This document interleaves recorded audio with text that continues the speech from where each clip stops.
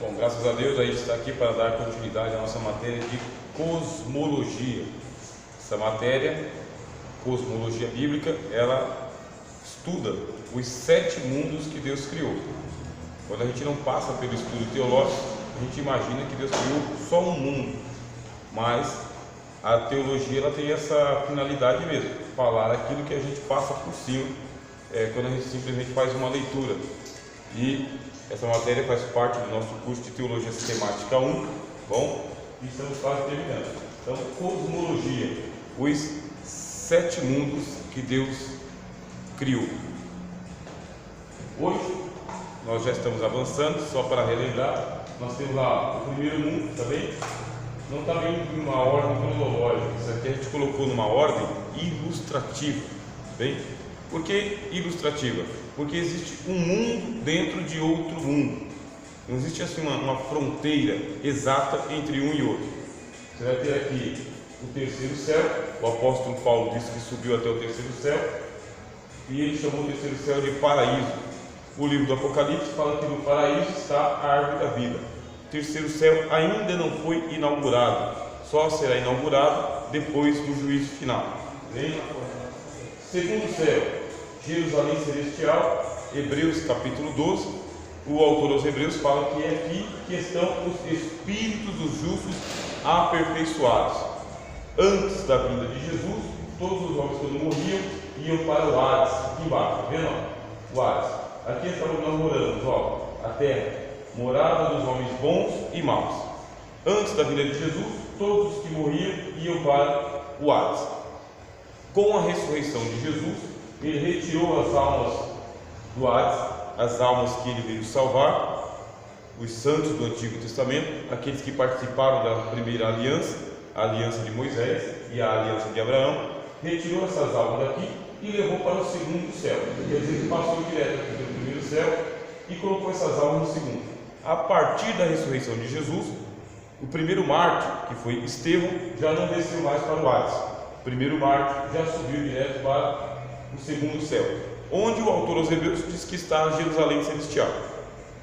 Só que a Jerusalém celestial que está no segundo céu, ela é uma antessala do paraíso, uma antessala. Antes de eu entrar para as mansões eternas propriamente dito, eu tenho aqui o pátio da Jerusalém celestial, ou a antessala, bem? No primeiro céu, que vai daqui, ó, da morada dos homens até as portas do segundo céu, está o primeiro céu, onde estão os principados e potestades, que são uma luta de anjos bons e anjos caídos. Esses anjos bons e caídos, eles fazem uma luta. Aqui são os ares também, as regiões celestes. Faz parte aqui o céu, está vendo aqui, emenda? O céu aqui da terra, com o céu lá de cima, emenda. Então nós chamamos de primeiro céu, desde a troposfera da terra até alcançar o teto, e o teto é justamente a entrada para o segundo céu. Aqui é a morada dos homens, onde nós estamos, bons e maus. Para baixo, o Hades, não é o inferno também. O Hades não é o inferno. O inferno é o lago de fogo. O Hades é a mansão dos mortos, ou a morada dos mortos, o mundo dos mortos sem Cristo. Cristãos ou pessoas salvas não descem mais para o Hades. Mas a gente vai ver isso aí, inclusive na lição da semana que vem, na aula da semana que vem, porque hoje nós vamos falar sobre o Tártaro, palavra grega, tá bem? Lembrando que o Novo Testamento foi escrito em grego, e eles disseram que no Tártaro estão os anjos caídos aprisionados. O que a gente percebe? Que existem anjos caídos que estão presos, e anjos caídos que estão presos no primeiro céu lá em cima, anjos caídos que estão presos aqui na terra. No começo da nossa matéria de cosmologia, eu disse aos irmãos que Deus criou os 7 mundos e cada mundo tem a sua própria natureza. Não dá para invadir de um mundo para o outro. Existem anjos que eles só podem estar aqui, ó, acima das nuvens. Eles não podem descer para a terra. Existem anjos que não podem subir acima das nuvens. Eles só podem viver na terra. E existem anjos caídos que eles não estão nem na terra nem em cima. Eles estão presos no Tártaro. E é o que nós vamos estudar hoje. Vamos estudar por causa que há uma revelação bíblica, tá bem? Nós estamos ficando dentro de uma revelação bíblica. Só que quando entra nesse assunto, a Bíblia ela é detalhista. O que ela fez com o assunto? Ela espalhou ao longo das páginas do Antigo e do Novo Testamento. Muita coisa que a gente sabe é por causa da teologia sistemática. Ela fez esse favor para a gente de ajuntar o assunto tudo sobre um tema só. Por isso se chama teologia sistemática. Então, hoje nós vamos estudar o terceiro mundo, tá bem? Dia 16 de novembro, cortando o feriadão bem no meio, né? Maravilha! Isso aqui é dedicação. Aqui está a passagem bíblica que fala sobre o Tártaro, tá bem? Segunda carta do apóstolo Pedro, capítulo 2, versículo 4. Inclusive vai aqui uma aula de hermenêutica e de homilética rápida para vocês. Quando nós citarmos as cartas, tá bem? A gente fala segunda. Então, segunda de Pedro, segunda de João, terceira de João.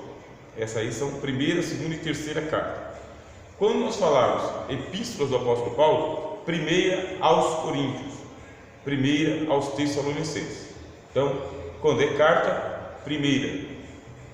Quando se trata do livro de Reis e Crônicas, aí já não é primeira Reis, também não é primeira Crônicas e nem primeira Samuel. É primeiro livro dos Reis, primeiro livro das Crônicas, primeiro livro de Samuel. Então, primeiro e primeira, temos que atentar para isso daí.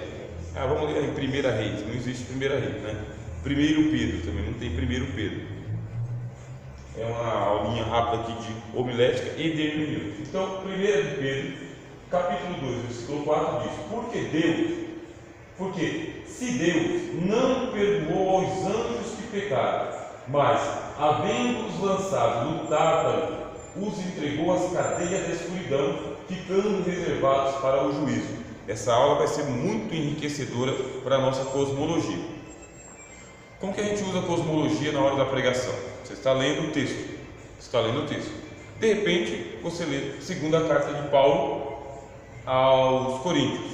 Chega no capítulo 12. Aí ele diz que ele foi arrebatado em espírito ou no corpo, ele não sabe, até o terceiro céu. E lá ele ouviu palavras inefáveis que ao homem não é lícito falar.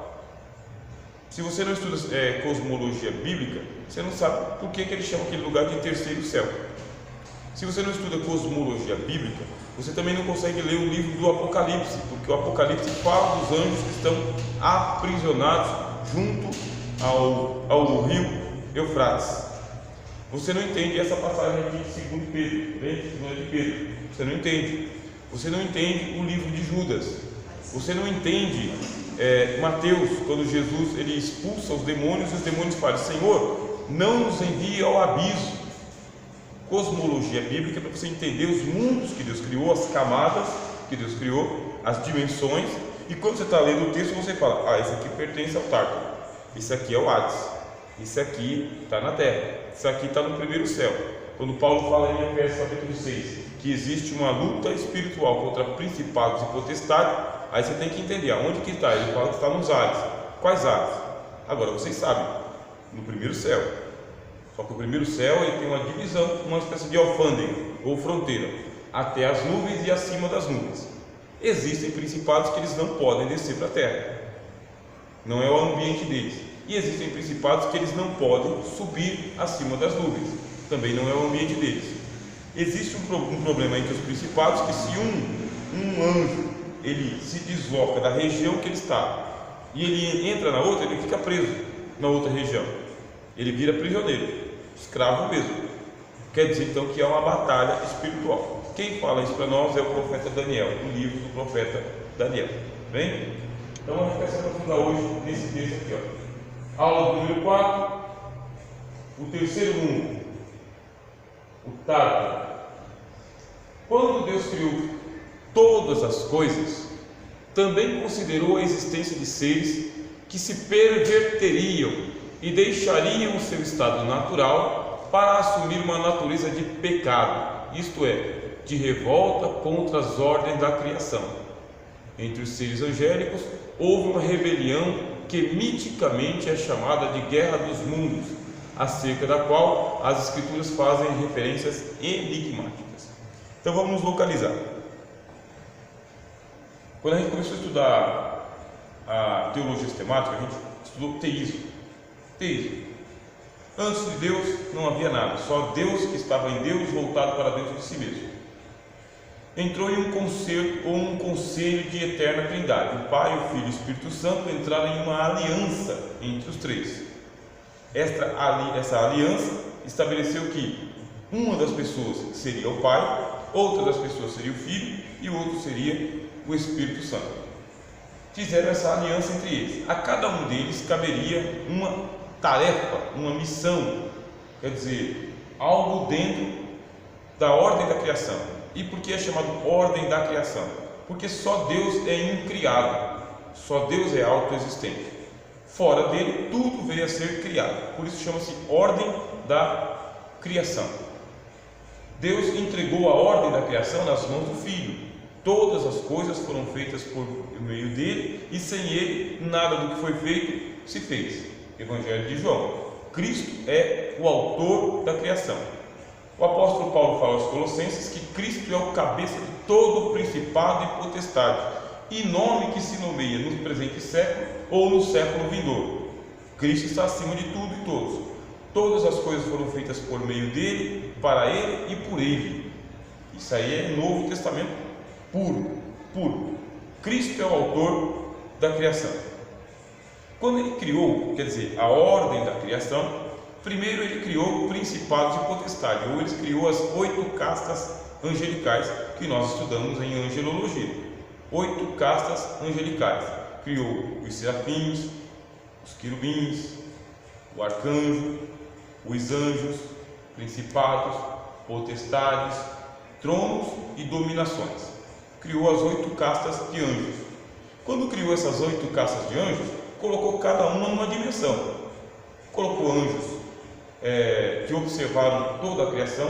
Livro de Jó, capítulo 38, diz que havia uma casta de anjos chamados filhos da alva. Esses filhos da alva viram Deus fazendo a expansão do mundo, Deus criando o mundo, e cantavam enquanto Deus criava. Havia um fundo sonoro para Deus fazer a sua criação.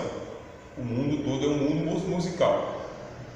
Depois que Deus criou o mundo, estabeleceu essas ordens de anjos em dimensões diferentes. Algumas ele colocou lá junto ao trono, outras ele colocou mais para baixo. Ele foi distribuindo, foi colocando os anjos para tomar conta dos rios, dos mares, da terra, do fogo, dos granizos, tudo, das árvores, todos os anjos. Cada um foi recebendo o seu lugar de habitação. Quando a gente lê o Apocalipse, por exemplo, a gente descobre que existem 7 anjos que foram criados por Deus e estão morando dentro de um templo que tem lá no céu e nunca saíram de lá, porque eles são anjos de juízo. Eles só poderão sair de lá quando chegar o tempo. Eles são representados pelos levitas. Sabe a casta de levitas lá no Antigo Testamento? Aqueles levitas representam os anjos que moram dentro do tabernáculo. Tinha a família sacerdotal, e essa família sacerdotal morava dentro do templo, igual os serafins. Os serafins moram junto do altar, eles não moram em outro lugar, só podem ficar ali. Anjo não tem liberdade para deixar o posto e sair. Por isso eles servem em turnos também, turno dos anjos. Enquanto é o turno deles, eles têm que trabalhar. Acabou o turno, aí eles rendem o posto, entra uma nova turma. É isso que nos revela as Escrituras, quando fala de anjos em um Novo Testamento e anjos do Antigo Testamento. Um anjo do Antigo Testamento, ele podia vir, que nem lá no livro de Isaías, e matar 180 mil soldados. Ele está no Antigo Testamento. Anjos podiam fazer isso lá no Antigo Testamento. No Novo Testamento, os anjos já não podem fazer isso até vir o Apocalipse. Enquanto não vir o Apocalipse, anjo não pode sair trucidando 180 mil pessoas de uma vez só. Quer dizer, mudou a dispensação. Mudou. Cada anjo na sua. Agora, existem alguns anjos chamados anjos primordiais. Anjos dos primórdios. São anjos hiperpoderosos, mega poderosos, sabe? Uma coisa colossal. E esses anjos, eles colocaram em risco a ordem da criação. Sabe aquele tipo de pessoa que ele não pode cair de jeito nenhum, porque se ele cair, ele leva tudo com ele? Esses aí são os anjos. Deus os criou, porque Deus não tem limite no seu poder. pode criar seres com altíssimos poderes, porque Deus é onipotente, Deus é todo poderoso. Deus é tão poderoso que Ele tem poder para criar seres super poderosos, e Ele fez isso. Entre esses seres super poderosos estão os chamados anjos primordiais. São anjos gigantescos em poder, em glória, em virtude, e que não poderiam cair de forma nenhuma. Como que um anjo cai? Tanto Judas quanto Pedro falam que só tem um jeito do anjo cair: ele tem que deixar o posto. Quando ele deixa o posto, quando ele segue a sua própria vontade, quando ele não obedece à ordem que foi estabelecida para ele, é a hora que ele peca. Por isso que a gente fala que anjos não têm livre arbítrio. O que é livre arbítrio? É o direito que eu tenho de fazer a escolha se vou ou não vou obedecer. E aí eu arco com as consequências, mas como eu tenho livre arbítrio, ainda cabe arrependimento. O arrependimento é consequência do quê? Da minha livre ação. Eu, por livre escolha, fiz alguma coisa. Quando eu fiz alguma coisa errada, aí a lei da minha consciência me dá um grito: você fez errado, Rogério. Lei da consciência. A consciência me auxilia para que eu utilize o mesmo livre-arbítrio que eu usei para errar, é aquele que eu uso para confessar o erro e consertar o meu pecado, consertar o meu erro. O livre-arbítrio foi dado aos homens, mas o livre-arbítrio não foi dado aos peixes, por exemplo. Peixe não tem livre-arbítrio, ele não tem direito de escolha, viver na água ou na terra, é água. Peixe não tem livre escolha, água salgada ou água doce, não, ele tem que viver na água que Deus determinou para ele. Animais não têm livre-arbítrio, porque eles não têm consciência. Você acha que o crocodilo está chorando de tristeza porque está comendo a presa dele? Aquilo é instintivo, não tem tristeza nele, nem remorso. Quer dizer, animais não têm livre-arbítrio. Quem é que tem livre-arbítrio? Seres humanos.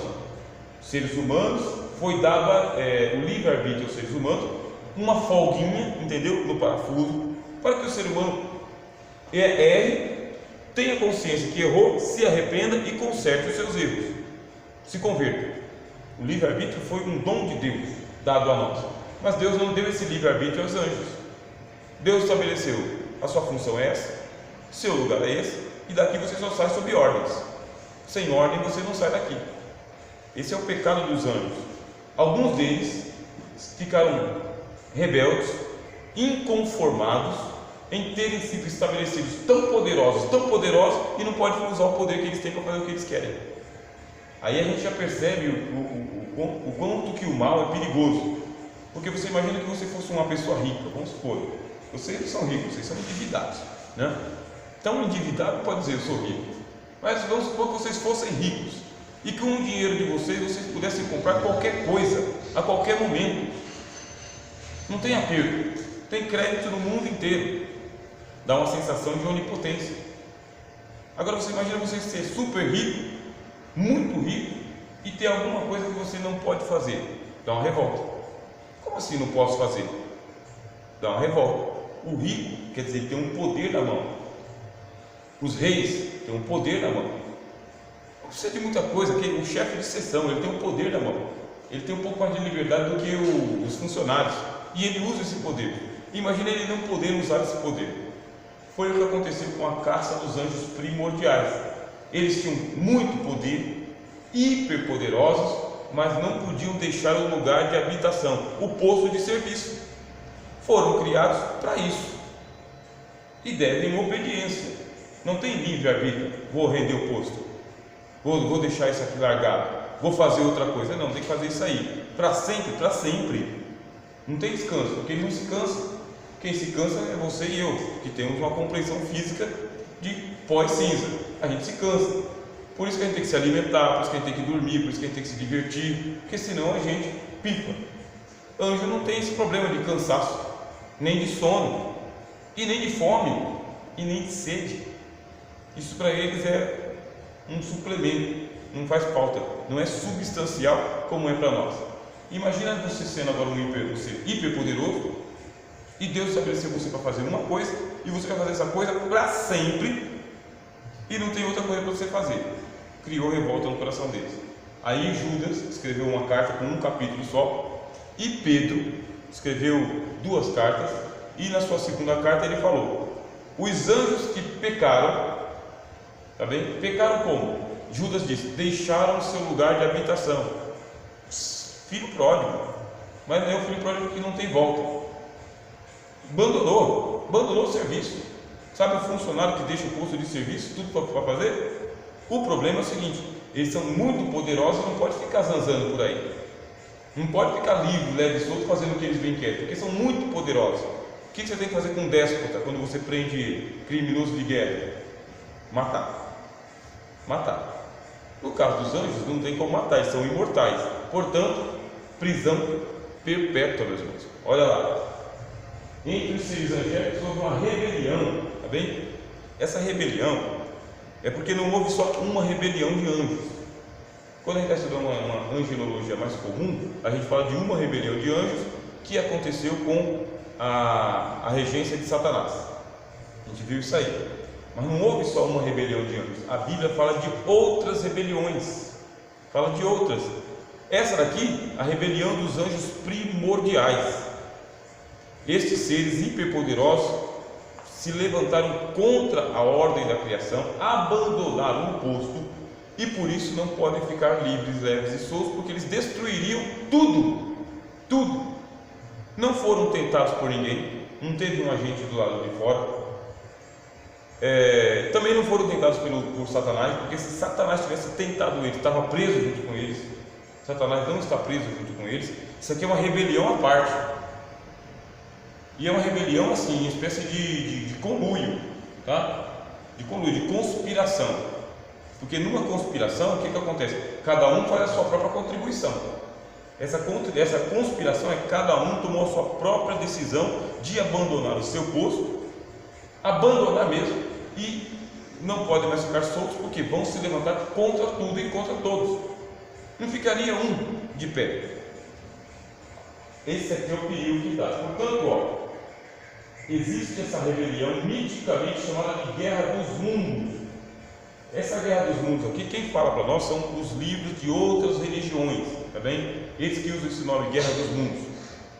As mitologias antigas, como as mitologias babilônicas, mitologias sumérias, mitologias egípcias, mitologias indianas. Quando você faz um estudo sobre a religião hindu, o hinduísmo, você fica espantado em como eles narram em detalhes a Guerra dos Mundos. Deuses contra deuses, é assim que eles falam. Deuses lutando contra deuses, por causa que eles não chamam de anjos, tá bem?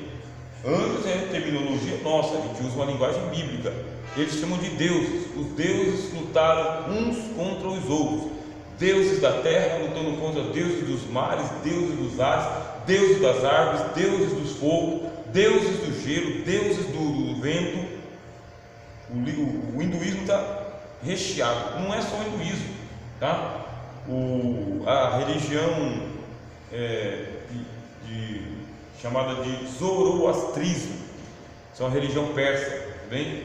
Essa religião persa, ela também fala da luta dos deuses do bem contra os deuses do mal, deuses da luz e os deuses da escuridão, luta entre eles. A guerra que os babilônios falam que houve também entre os deuses, os gregos falam da mitologia da guerra dos titãs, os titãs lutando entre eles. Quer dizer, quando você vai para o mundo das religiões, todos eles falam dessa guerra dos deuses. Quando você vem para a Bíblia, você não vê a guerra dos deuses. Por quê? O que fez a Bíblia? A partir daquele momento, colocou um selo na história. Selo, estão selados. Isso é a linguagem bíblica, tá bem? Quando fala que Deus colocou um selo, quer dizer que Deus escondeu em segredo. Não vamos falar sobre o assunto. Estão presos e pronto. É só isso que você ouve falar. Estão presos e pronto. Mas os judeus, eles investigaram muito isso. Os judeus que fizeram o Antigo Testamento. E o pessoal do Novo Testamento também. Entre os judeus, houve um homem chamado Enoque. Bem, Enoque. Quem foi Enoque? A Bíblia fala que ele foi um homem, o sétimo depois de Adão. O que é o sétimo? Ele é a sétima geração depois de Adão. Não é o sétimo homem, tá bem? Ele é a sétima geração depois de Adão. Ele andou 300 anos com Deus. em um tempo chamado pré-diluviano. Pré-diluviano é antes que o dilúvio acontecesse. E hoje a gente vai poder falar um pouquinho mais demorado, tá bem? Sobre esse tempo pré-diluviano. Eu quero conversar um pouquinho com vocês sobre isso aqui. São as investigações que a gente faz e que a civilização que existia antes do dilúvio não é uma civilização do tipo pré-histórico. Se engana isso, hein? Nós estamos descobrindo muita coisa daquela civilização pré-diluviana, mas não é uma civilização pré-histórica. Não vai imaginar que o pessoal ficava vivendo com um tacape na mão, não sabia falar. Muito pelo contrário. O dilúvio foi um evento universal, catastrófico, que colocou fim a uma era tecnológica gigantesca, um negócio assim, excomunal. Você tem não somente as pirâmides do Egito, você tem pirâmides no mundo inteiro. Você tem pirâmides na China, no Japão, na Europa inteira, na África, na América do Norte, na América Central e na América do Sul. E você tem pirâmide até debaixo d'água. Aí eu já vou falar com você, vou fazer uma pausa aqui no vídeo, aí a gente já volta, tá bom?